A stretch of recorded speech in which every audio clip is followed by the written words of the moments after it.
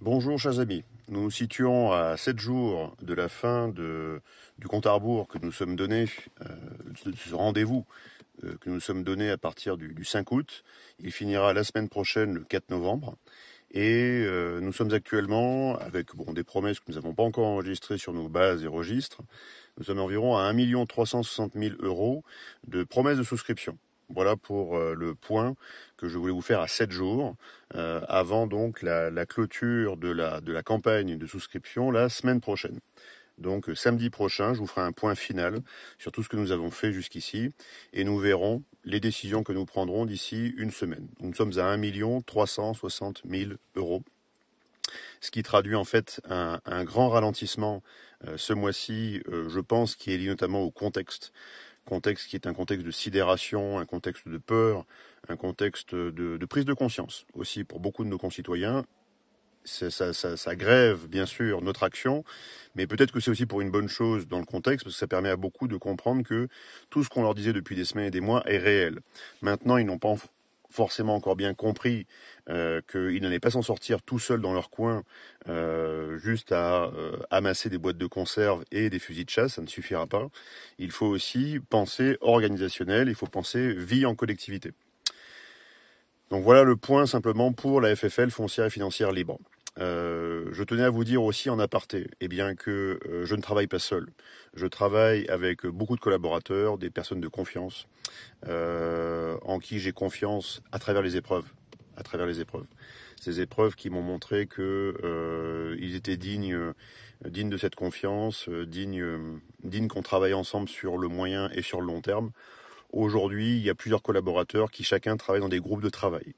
Des groupes de travail que vous connaissez, qu'on avait commencé l'an dernier, qui était par exemple le groupe de travail Monnaie, le groupe de travail qui a été nécessairement suspendu en raison de toutes les poursuites judiciaires, donc pour l'instant il est en stand-by. Groupe de travail également télécommunications, donc qui a été repris et qui est actuellement donc avec un de nos collaborateurs qui travaille dessus d'arrache-pied. Et donc je tiens à le saluer par cette vidéo. Également en groupe de travail, réseau informatique, nous avons quelque chose dessus.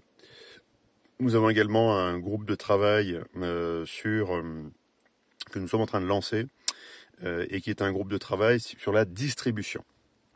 Parce que sachez qu'en marge non pas en marge, mais dans le cœur de tous les projets que nous allons développer grâce à la foncière financière libre, si nous arrivons à correctement la financer, donc correctement avoir une taille critique nécessaire pour se lancer et réunir toutes les chances de succès de cette foncière, le premier projet, comme j'en ai beaucoup parlé à chacun d'entre vous, c'est de lancer un pilote autour d'un axe qui va être entre un point de production alimentaire, type agricole, et un point de distribution pour apprendre sur ce premier pilote vraiment toute la logique de production, la logique de distribution, la logique logistique. Derrière, en fait, ce couple indissociable, point de production, ferme, maraîchage, élevage, et point de distribution, avec bien sûr des épiceries coopératives dont nous avons commencé à lancer le cahier des charges, de marque, esthétique, mais aussi organisationnel, et c'est pour cela que je vais élargir le groupe de travail avec certains membres du CSP qui sont des membres on a tous nos charismes, on a tous nos dons, nos expériences, mais certaines personnes sont vraiment très pointues dans certains sujets, et nous avons la chance dans le réseau d'avoir bien sûr des agriculteurs, qui soient céréaliers, éleveurs bovins, ovins, caprins, des transformateurs, mais nous avons aussi, et ça c'est une grande chance, des distributeurs, des personnes qui travaillent dans la distribution à assez haut niveau opérationnel, c'est-à-dire qu'ils possèdent en fait des entités de distribution que vous connaissez bien, des grandes enseignes, et ils veulent nous aider pour justement déployer ce premier pilote qui ensuite sera dimensionné sur plusieurs départements. Les départements étant choisis par rapport notamment au facteur moral. Je vous l'ai souvent dit, nous avons une boîte qui est toujours disponible, qui est prospection@foncièrefinancierelibre.ch. C'est sur cette boîte prospection que nous analysons les meilleurs dossiers, mais surtout que nous analysons la force morale qui pousse ces dossiers. C'est-à-dire qu'il faut qu'il y ait des personnes qui soient très investis dans les projets, bien sûr, mais il faut aussi qu'on sente que la communauté, l'association qui pousse derrière est une association qui est solide, qui est mobilisée, qui est motivée sur le long terme. C'est simplement pour se réunir et bavasser et faire du tea time, du bridge ou une marche, ça sert strictement à rien par rapport à la situation très très délicate dans laquelle nous allons tous rentrer. Il faut que nous trouvions en fait les méthodes pérennes pour nous réunir, nous réorganiser et travailler tous ensemble dans la concorde. Travailler tous ensemble dans la concorde, parce que c'est la discorde qui est actuellement à l'œuvre, et nous devons tout faire pour essayer de l'exorciser, au moins à notre petit niveau. Je vous ai souvent dit que l'objectif du CSP est maintenant en lien avec la foncière financière libre, et de réunir le maximum de moyens pour trouver en fait les méthodes, les instruments, qu'ils soient financiers, logistiques, artisanaux et autres, qui vont permettre à notre communauté nationale, nous les Français, eh bien de pouvoir exorciser cette société très divisée, qui arrive avec le plus haut niveau de désorganisation dans une crise qui va être terrible. Quand je vous ai parlé pendant des semaines et des mois de crise, voire de guerre, chapelet de guerre civile, guerre mondiale, différentes choses, beaucoup me disaient, bon écoutez, il est bien gentil, l'apocalyptologue de comptoir, mais ça arrivera jamais. Et maintenant, vous regardez ébahi, je pense, ou alors vous ne voulez pas voir tellement c'est énorme, combien ces mêmes chefs d'État qui hier vous disaient tout va bien, sont en train de vous dire maintenant, on arrive dans une guerre mondiale à bas bruit, elle arrive avec ses pantoufles, mais on y est. La guerre mondiale est là, elle va arriver. Bon. Et c'est pas Juvin qui le dit, quoi. Voilà. Ce sont ces personnes-là. Moi, j'ai fait qu'essayer de décrypter ce qu'ils disaient auparavant dans tout leur discours et leur démarche de Tartuffe, les uns et les autres, qu'ils soient médias, dans le pouvoir ou opposants, vous êtes face à une légion de Tartuffe qui, vous leur dites guerre mondiale, ils vous répondent élection européenne. Vous leur dites guerre mondiale, ils vous répondent élection présidentielle en 2027. Vous leur répondez guerre mondiale, ils vous répondent comment allons-nous faire pour adhérer à mon parti. Enfin bref, des tartufferies à tous les niveaux. À tous les niveaux. Donc je ne peux qu'apporter mon soutien moral à toutes les personnes, toutes les organisations en dehors du CSP, en dehors de la foncière, qui ont vraiment à cœur de s'organiser, que ce soit même au niveau local. C'est une belle démarche déjà, et ils le font. Enfin, toutes les personnes qui sont dans l'opératif, opératif et dans l'opérationnel, ce qui va exclure de facto toutes les personnes qui sont dans le bavardage. Et même on peut réduire bavardage à bave, en fait, dans la bave. Bref, le spéculatif. Ce dont je vous parle quand je vous dis spéculatif, ça spécule la situation, ça spécule le futur, mais ça fait rien pour s'y préparer. Et donc, si ça fait rien pour s'y préparer et pour s'y adapter, ça fera encore moins pour réagir, moins pour agir et pour apporter des solutions concrètes.